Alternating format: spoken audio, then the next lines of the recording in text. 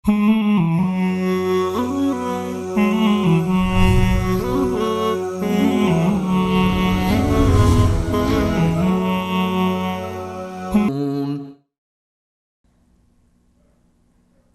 لله والصلاة والسلام على رسول الله وعلى آله وصحبه ومن والاه، اما بعد. السلام علیکم و رحمت الله و برکاته. خداوند قادر لایزال را سپاسگزار هستیم که برای ما توفیق داد تا در قسمت دیگر از برنامه راهنمود سنت به خدمت شما بینندگان عزیز و گرامی قرار گرفتیم.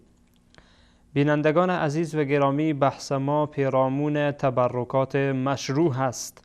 همچنان که در چند حلقه گذشته و در چند قسمت گذشته موضوعاتی را به خدمت شما بینندگان عزیز در این مورد بحث کردیم و در موردش مفصل صحبت‌های نمودیم.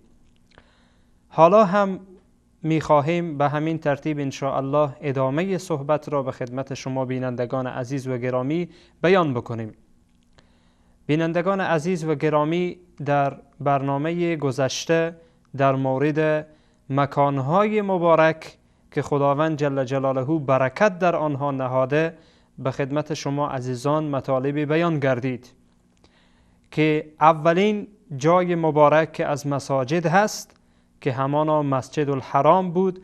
مطالبی به خدمت شما بینندگان عزیز بیان کردم در مورد فضائل و برکات و خوبی های مسجد الحرام که در او کعبه شریفه قرار دارد و قبله مسلمین هست. جای دیگر که همین برکات و خیرات در او وجود داره و دارای خیر هست همانا مسجد نبوی هست. مسجد نبوی در مدینه منوره قرار دارد و رسول الله صلی الله علیه و سلم در ایام اولی که در مدینه منوره تشریف آوردند تهداب این مسجد را گذاشتند و این مسجد دارای فضائل و برکاتی است که انسان میتواند با عبادت خود و با اعمال مشروع و اعمالی که در شریعت آمده انسان میتواند که در این مسجد مبارک و مقدس با آن تبرک بجوید و از آن طلب خیر بکند به توفیق پروردگار سبحانه و تعالی و به خواسته و اراده الله متعال جل جلاله.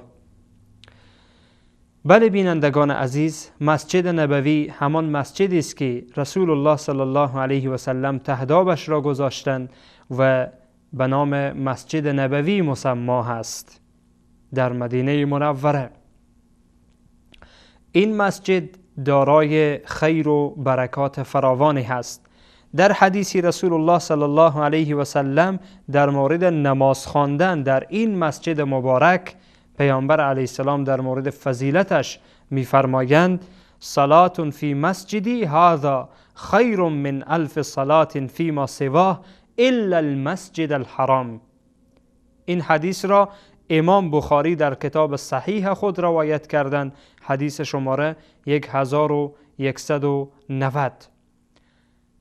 مفهوم این حدیث این است که رسول الله صلی الله علیه و سلم می‌فرمایند یک رکعت نماز در مسجد من مساوی است و برابر است با 1000 رکعت نمازی که در بقیه جاها خوانده بشه.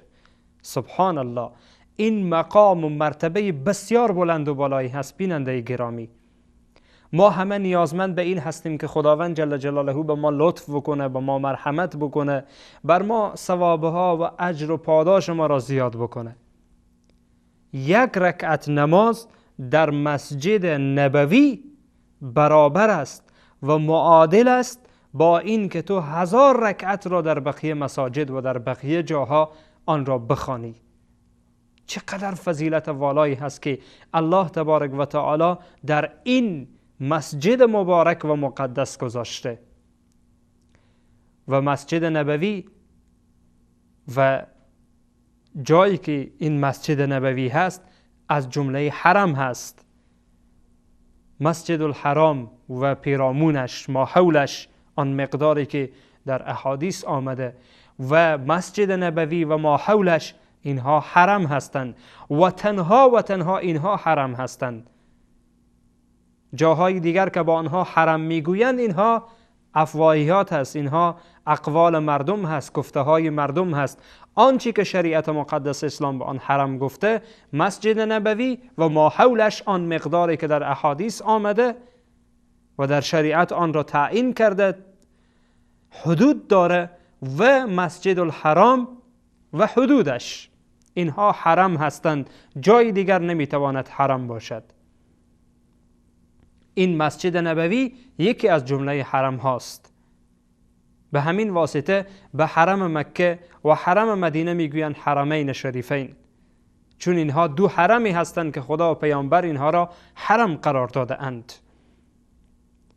بیننده گرامی، این مسجد نبوی هست و در این مسجد نبوی برکات و فضائل فراوانی هست که خداوند جل جلاله نصیب هر یک از امت اسلامی بکنه که در این مسجد مبارک نماز بخوانند، در این مسجد مبارک عبادت پروردگار عزوجل بکنند، تلاوت قرآن بکنند، ذکر و یاد الله تبارک و تعالی را بکنند، چون دارای فضائل و برکاتی است که هر مسلمان با آن نیازمند است.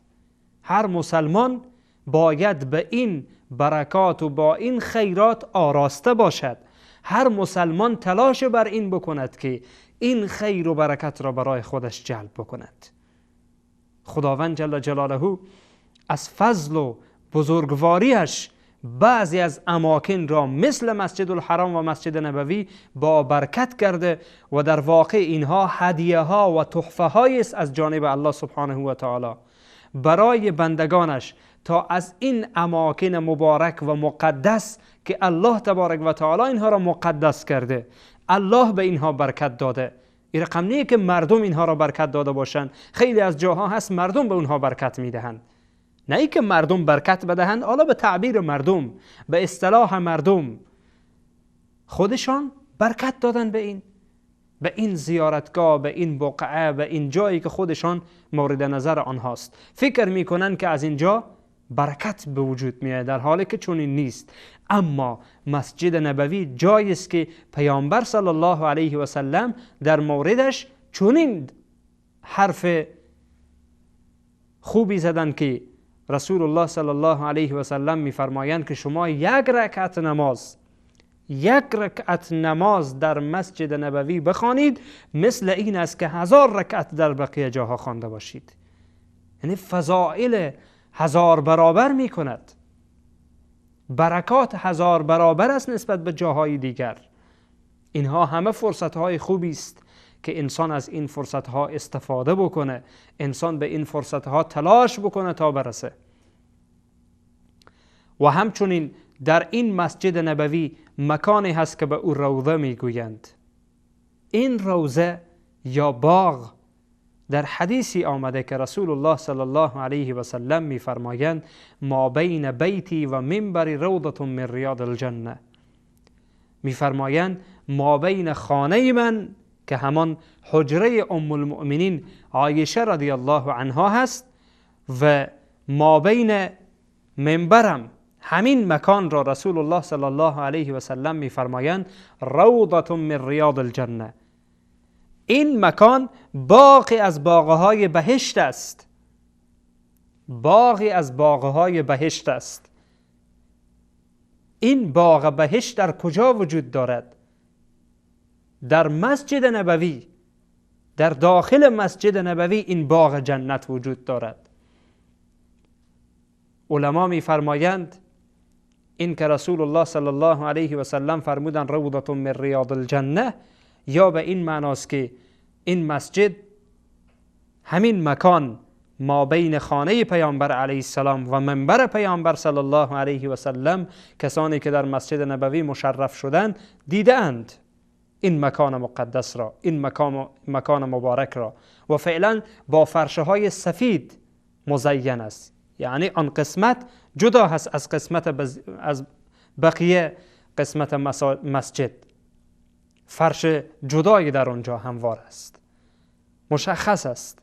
ما بین خانه رسول الله صلی الله علیه و سلم، حجره پیامبر علیه السلام، و ما بین منبر رسول الله صلی الله علیه و سلم که گذاشته بوده.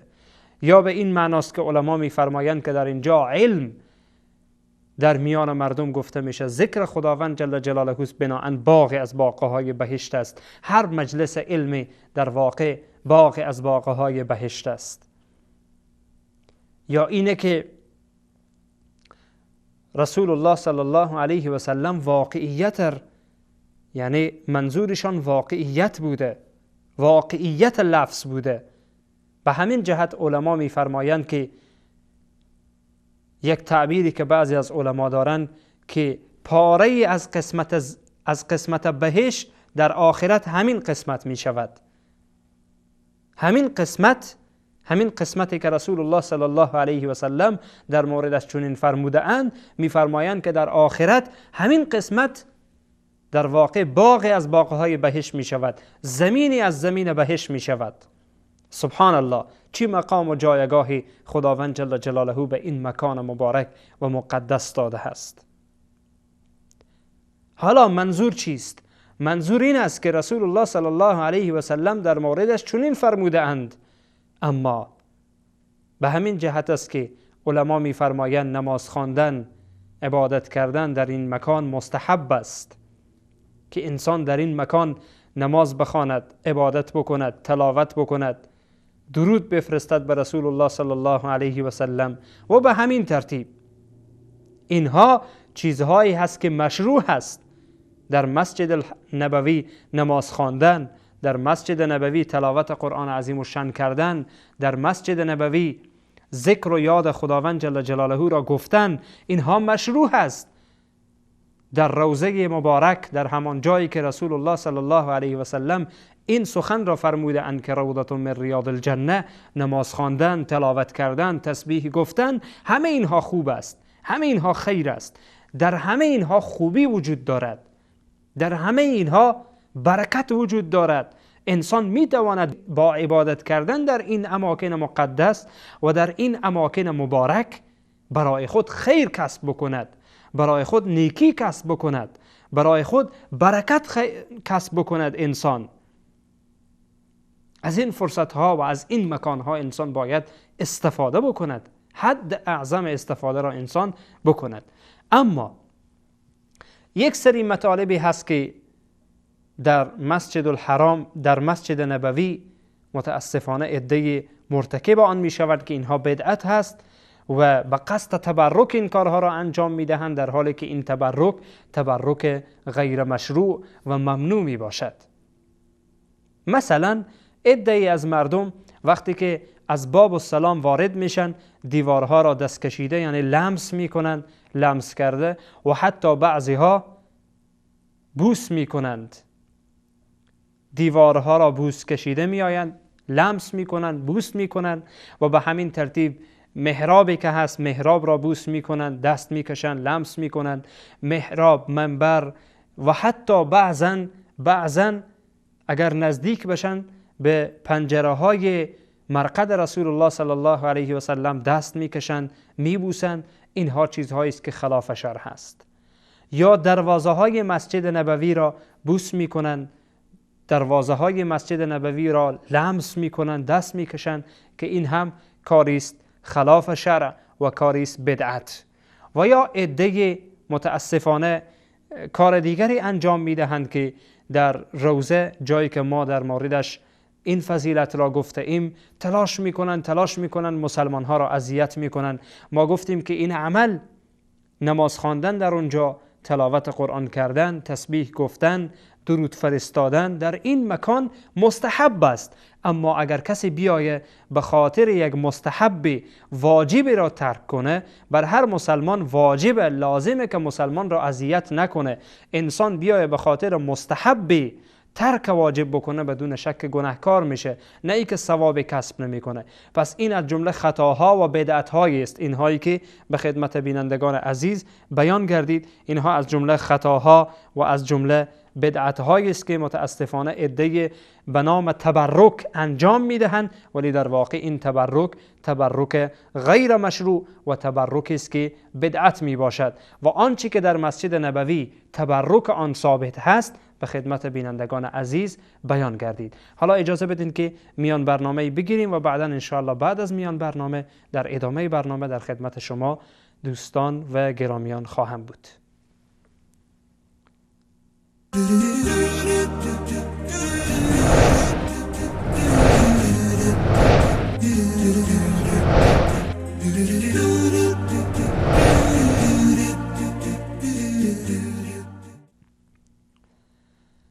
با عرض سلام مجدد به خدمت شما بینندگان عزیز و گرامی.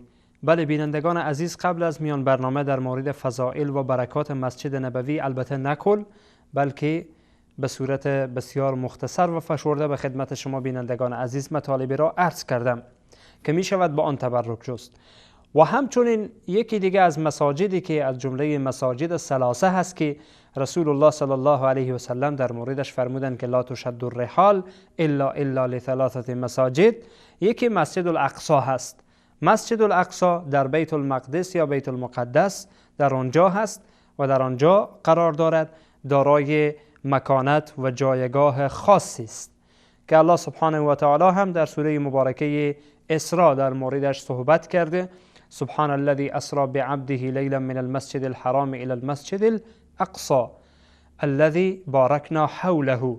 خداوند جل جلاله این مسجد مبارک را همچنان برکت داده و دارای خیر و برکت و دارای فضائلی هست و حتی برای چند ماهی این مسجد که مسجد اقصی هست قبله مسلمین بوده.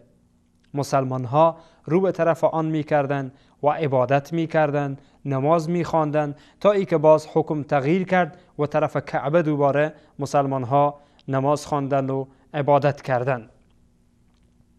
بله بینندگان عزیز، این مسجد هم دارای مکانت و جایگاه خاصی هست که انسان با عبادت به این مسجد هم می تواند فضائل و برکات فراوانی را و خیر فراوانی را برای خودش کیمیایی کند و برای خودش به دست بیاورد. در مورد فضائل این مسجد اولا همین آیه مبارکه سوره اسراء کافی است. سبحان الذي اسرى بعبده لیلا من المسجد الحرام الى المسجد الاقصى الذي باركنا حوله. خداوند جل جلاله برکت داده این مسجد را و ما حول این مسجد را الله سبحانه و تعالی برکت داده و این مسجد است که رسول الله صلی الله علیه و سلم طبقی که در این آیه مبارکه، در آیه اول سوره مبارکه اسراء یا سوره بنی اسرائیل آمده، رسول الله صلی الله علیه و سلم در شب معراج از مکه مکرمه انتقال داده شدند به بیت المقدس یا در مسجد الاقصی. در مسجد الاقصی رسول الله صلی الله علیه و سلم در اونجا منتقل شدند و در واقع این مسجد چون دارای برکت و دارای فضیلتی است که خداوند جل جلاله پیامبرش را به آنجا برد و بیشتر این مسجد را خداوند جل جلاله با قدوم مبارک رسول الله صلی الله علیه و سلم مزین تر کرد. بله بینندگان عزیز و گرامی، این مسجد هم عبادت کردن، ذکر و تلاوت کردن و بقیه عبادت هایی که انسان انجام می دهد دارای فضیلت خاصی می شود. یعنی این مسجد در واقع دارای برکت هست، چون بحث ما بحث تبرک شرعی هست. انسان می تواند به مسجد الاقصی تبرک بجوید. البته وقتی میگوییم تبرک میجوید، نه ای که کسی برود دیوار مسجد را ببوسد، خاک از مسجد الاقصی بیاورد، فرش مسجد را بگیرد، خاک داخل مسجد را بگیرد، گرد و غبار داخل مسجد را بگیرد، بعد اینها را داخل ظرفی کند و بیاورد بگوید های مردم بیاییم بخوریم از اینها که اینها برکت است، اینها تبرک شده. نه، همچون چیزی نه، بلکه منظور ما از تبرک شرعی هست. نماز بخوانه، در این فضیلتش چند برابر می شود. در مورد فضائل نماز خواندن در این مسجد مبارک اختلاف است در روایات. در بعضی از روایات آمده که 500 رکعت در بعضی از روایات آمده 1000 رکعت و در بعضی از روایات حتی 50,000 رکعت هم آمده. خب به هر صورت حالا با ضعف و صحت احادیث ما کاری نداریم، ولی بیشتر از علما همین 500 رکعت نماز را ترجیح میدهند. یعنی یک رکعت نماز در مسجد الاقصی مساوی است و برابر است با 500 رکعت نمازی که ما در بقیه مساجد و بقیه جاها بخوانیم. یعنی اینقدر فضیلت دارد، اینقدر برتری دارد که انسان در این مسجد نماز بخواند. همچنین عبادات دیگری که انسان انجام میدهد، تلاوت قرآن میکند، ذکر الله سبحانه و تعالی را میکند، حلقه علمی برگزار میکند، حلقه حفظ قرآن، تعلیم قرآن میگذارد، درود بر پیامبر صلی الله علیه و سلم فرستاده می شود. خلاصه این که هر ذکری، هر تلاوتی، هر عبادتی که انسان در این مسجد انجام بدهد فضیلتش بالاتر از جاهای دیگر است، چون خداوند جل جلاله این برکت را در اینجا گذاشته. الله سبحانه و تعالی این برکت را در مسجد الاقصی گذاشته. مسجد الاقصی در ذات خود فی ذاتهی مبارک نبوده، الله سبحانه و تعالی با آن این برکت را داده و در واقع این فرصت را برای بندگانش پروردگار سبحانه و تعالی داده تا این که بندگان از این فرصت ها استفاده کنند، از این مکان ها استفاده کنند، تا این که بتوانند به یک مقامی، به یک جایگاه خود را برسانند و توسط این مکان ها و عبادت در این مکان ها و عظمت این مکان ها خود را به یک جایگاهی برسانند، گناهان آنها عفو بشه، گناهان آنها بخشیده بشه و خداوند جل جلاله مقام و درجه آنها را بلند ببره. سبحان الله، این همه مقام و جایگاه را خداوند سبحانه و تعالی برای مسجد الحرام، برای مسجد النبوی و برای مسجد الاقصی قرار داده است و اینها از جمله مساجدی است که در واقع می شود انسان یا می شود در کل گفت از جمله اماکن است که تنها اماکن است که انسان می تواند فقط و فقط به قصد عبادت و تبرک به اینها سفر بکند ولا غیر.